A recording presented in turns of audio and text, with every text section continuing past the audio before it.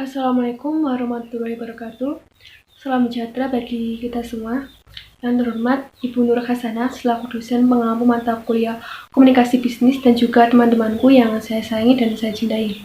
Bersyukur kita haturkan pada Allah SWT dan tak lupa salawat dan salam selalu curahkan kepada Nabi Muhammad SAW. Sebelumnya perkenalkan kami dari kelompok 6 yang beranggotakan Ayu Astuti, Sinyabiati, dan Dia Ayu Ramawati.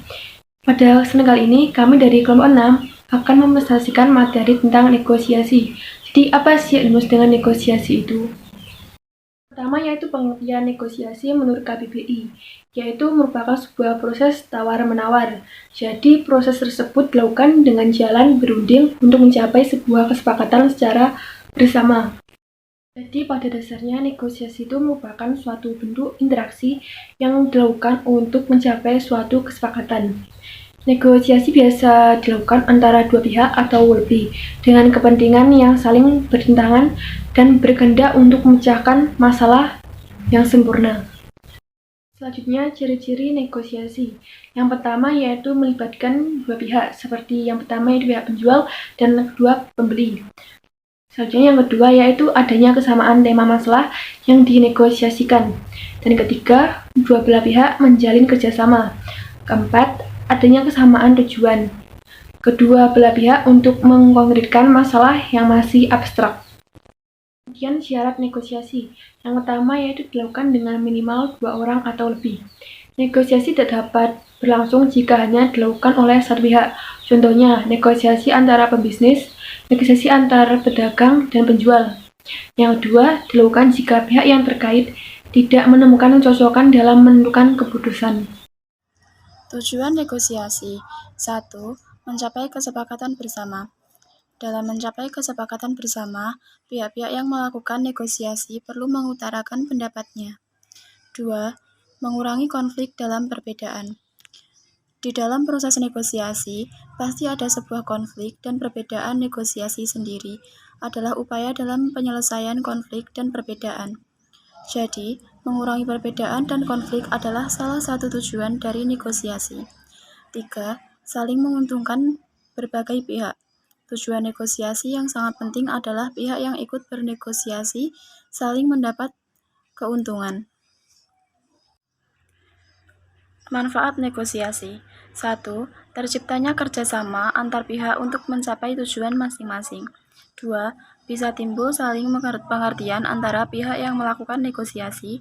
3. Terciptanya kesepakatan yang menguntungkan semua pihak yang bernegosiasi. 4. Terbentuknya interaksi yang positif antar pihak yang melakukan negosiasi. Tahap-tahap negosiasi 1. Perencanaan dan persiapan.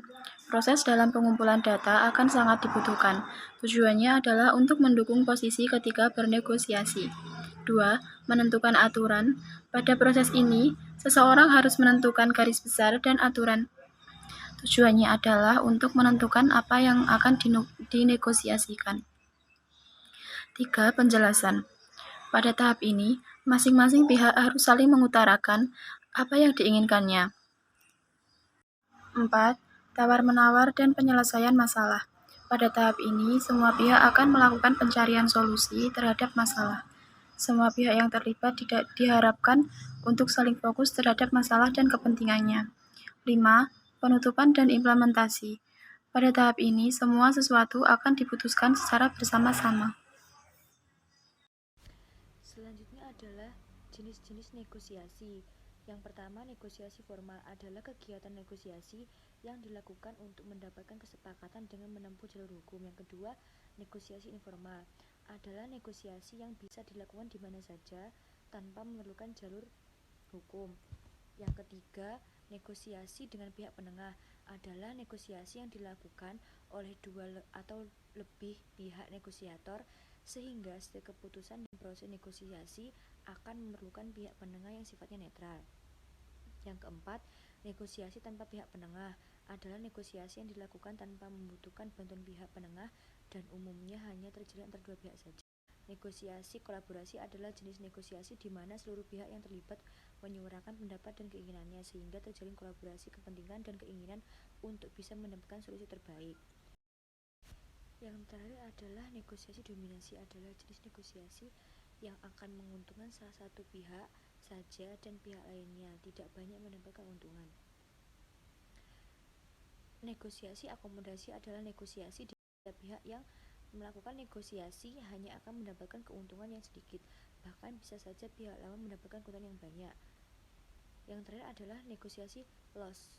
Loss adalah negosiasi yang dilakukan untuk tidak melanjutkan konflik atau konflik baru. Jadi, setiap pihak akan memilih untuk menyelesaikan masalah dengan kepala dingin.